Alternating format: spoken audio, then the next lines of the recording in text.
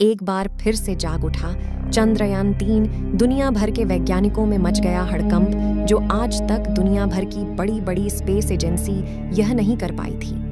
भारत के वैज्ञानिकों ने एक बार फिर से वो करके दिखा दिया। चांद की अंधेरी रात बीत चुकी है और चांद पर अब सूर्य का उदय हो चुका है। ऐसे में अब हम सभी के मन में यह सवाल आ रहा कि क्या चंद्रयान-3 जाग उठा है या अब कभी नहीं जागेगा।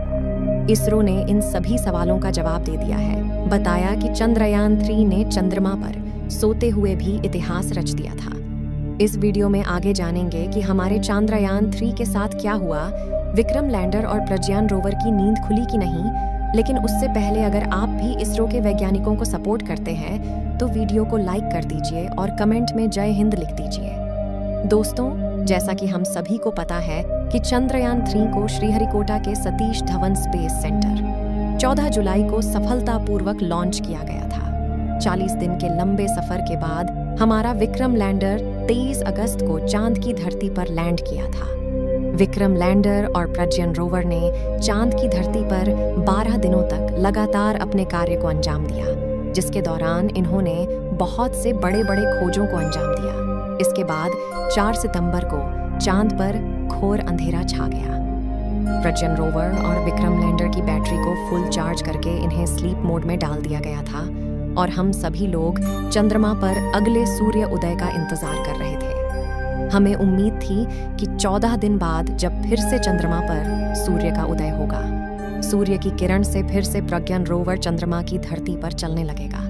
इसरो के वैज्ञानिकों ने प्रज्ञान रोवर और विक्रम लैंडर को जगाने के लिए सिग्नल भी भेज चुके हैं। दोस्तों, जैसा कि हम सभी जानते हैं कि पिछले 14 दिनों तक चंद्रमा पर घोर अंधेरा छाया हुआ था, जिसके चलते चंद्रमा के साउथ पोल का टेम्परेचर 200 डिग्री सेल्सियस तक चला गया था।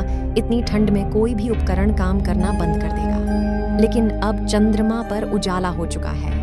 वहां का टेम्परेचर अब 134 डिग्री सेल्सियस तक चला जाएगा और सूर्य की किरणें प्रज्ञान रोवर के सोलर पैनल पर पड़ने लगी हैं।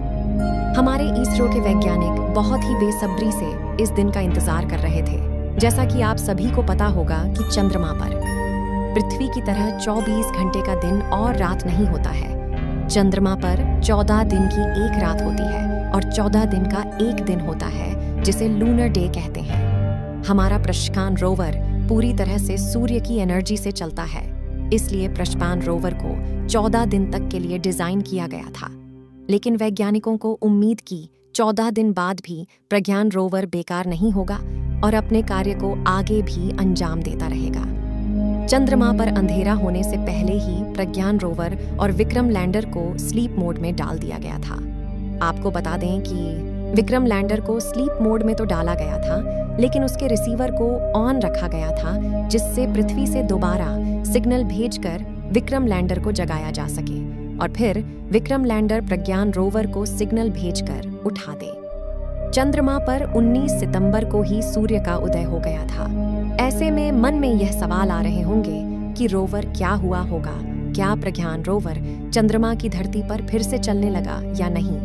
अगर चलने लगा है तो हमारा प्रज्ञान रोवर चंद्रमा कितने दिनों तक रिचार्ज करेगा और आगे कौन कौन सी खोजों को अंजाम देगा। दोस्तों, वीडियो में आगे इन सभी सवालों का जवाब जानेंगे, लेकिन उससे पहले आपको हम चंद्रयान-3 के अब तक के सभी कारनामे को दिखा देते हैं, जिससे दुनिया भर के वैज्ञानिकों के होश उड़ गए थे। 23 अगस्त को विक्रम लैंडर को लेकर चंद्रमा पर लैंड किया था, जिसके 4 घंटे बाद प्रज्ञान रोवर विक्रम लैंडर से बाहर आता है और एक से बढ़कर एक कारनामों को करके इतिहास रच दिया। सबसे पहले विक्रम लैंडर ने चंद्रमा की धरती का टेम्परेचर बताया। इसके बाद प्रज्ञान रोवर ने चंद्रमा पर कई तत्वों को खोज निकाला, जिसमें aluminium, calcium, iron, chromium, manganese, titanium, silicon और इसके साथ ही ऑक्सीजन को भी खोज निकाला। प्रज्ञान रोवर ने चंद्रमा पर भूकंप का पता लगाया। इसके के बाद इसरो के वैज्ञानिकों ने विक्रम लैंडर के साथ एक बार फिर इसरो के वैज्ञानिकों ने विक्रम लैंडर को स्लीप मोड में डालने से पहले विक्रम लैंडर के इंजन को दोबारा से स्टार्ट करके उसे 40 सेंटीमीटर ऊपर हवा में उड़ाकर विक्रम लैंडर को पहले वाले स्थान से हटाकर दूसरे स्थान पर लैंड करा दिया था। इस कार्य को इसरो के वैज्ञानिकों ने बहुत ही सफलतापूर्वक कर लिया था।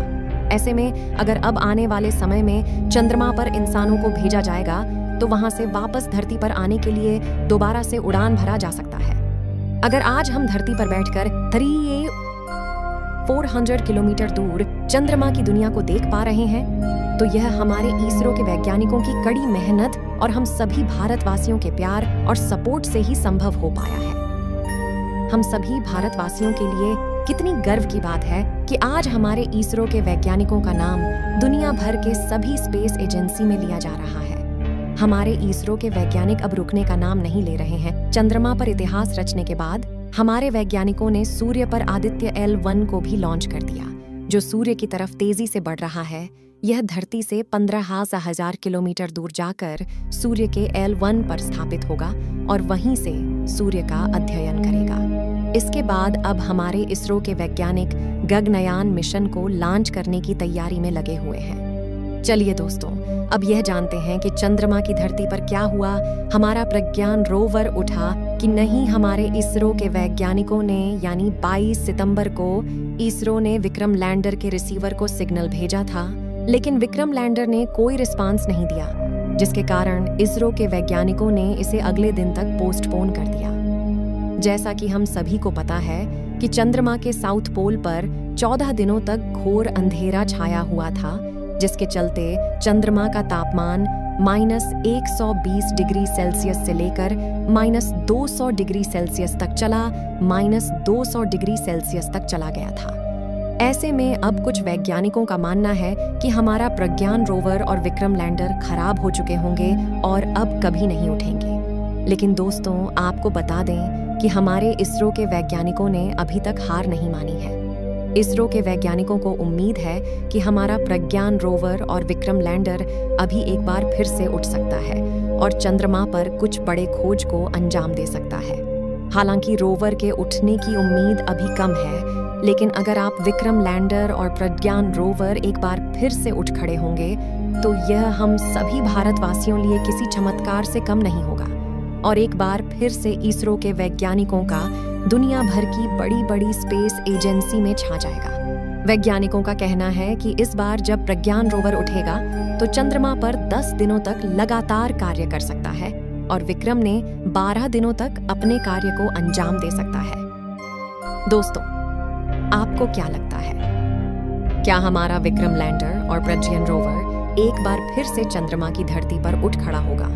अपनी राय कमेंट में जरूर दें और हमारे भारत के महान वैज्ञानिकों के लिए वीडियो को लाइक और चैनल RJ की स्टोरी को सब्सक्राइब कर लीजिए, जिससे आप तक जल्द नई नॉलेजेबल वीडियो आ सके।